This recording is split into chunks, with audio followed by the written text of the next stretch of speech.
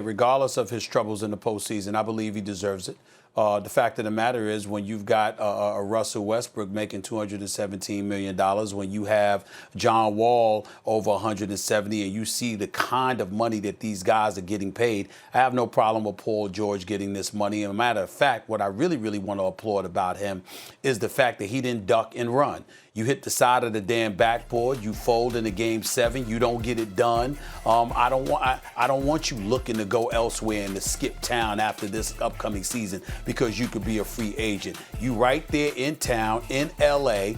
They're willing to give you the money. You're going to be a face of the franchise. You ain't ducking and running, and you acknowledged for the public to know you owe the organization a ring, because last year, in my opinion, was your best chance to get it, and you blew it. So the fact that he's willing to embrace the challenge, accept the challenge, I like that. And in terms of the max extension, again, I've always been of the mindset it's not just what you do in the postseason, it's what you do over the course of 82 games. It's whether or not you show up and you're ready to roll. For the most part, throughout his career, when you watch some of these numbers, the year before he averaged 28, and so I'm looking at it from that perspective, and I'm saying to myself, excuse me, the brother's got potential. We've called him a star. Why are we lamenting the things that he did in the postseason? Because we expected better from him, and he didn't give that to us. So he's got some making up to do to the Clippers organization and to those that had lofty expectations for him. But having said that, in terms of character as well, I don't think you can meet a better person. He's a real good dude. He's going to work hard. He's not going to cheat you with effort.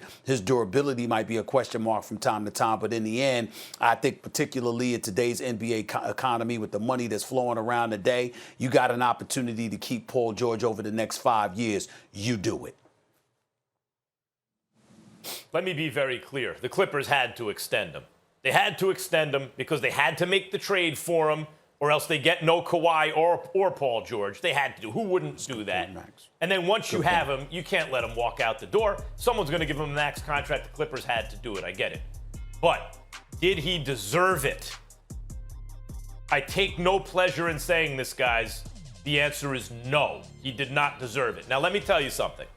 For years, I would have heated debates when I would say Paul George is better than Carmelo Anthony, because Carmelo was a better scorer, but Paul George was a very good scorer, and Paul George is a shutdown defender, great defender, and Carmelo wasn't. I used to have debates with this. It's not like I'm not a Paul George guy. I really thought he was excellent for a number of years, maybe before the mainstream caught on to how good he was. But here's the problem, guys.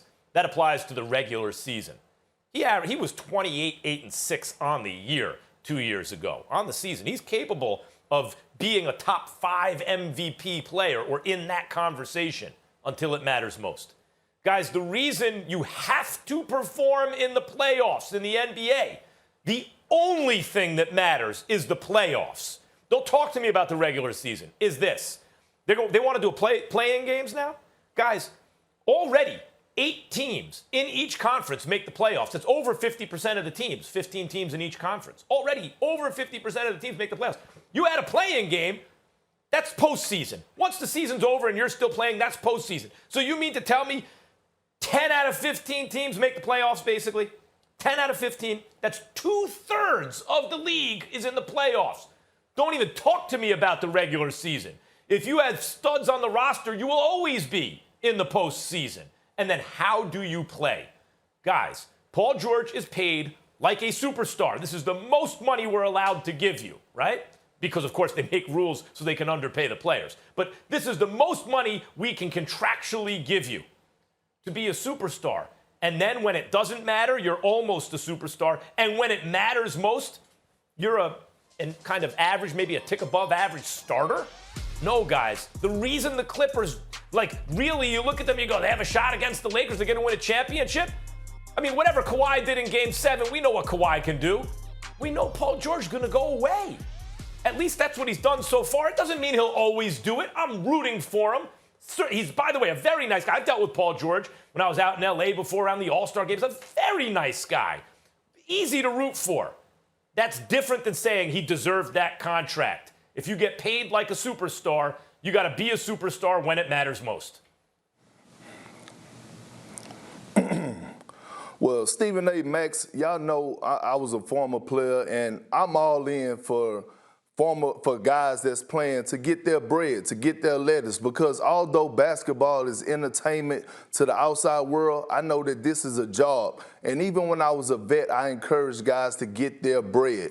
Now, did he deserve the max contract in my eyes? Hell no. But I'm not taking away from what him and his agent done, and that was capitalize on the moment because they had all the leverage. Think about it. The Clippers gave up, all these first-round picks and everything that they had basically to acquire Paul George, to get him to the Clippers. And here it is, you got Paul George and Kawhi Leonard on the back end where they have a player option for next year to opt out. And so you can't risk losing Paul George. I get that. But here's the thing. Where's the ownership on the front office? Lawrence Frank, the front office of the organization, and I'm going to ask you this because I'm trying to figure out what are the goals, what are the standards for the Clippers organization?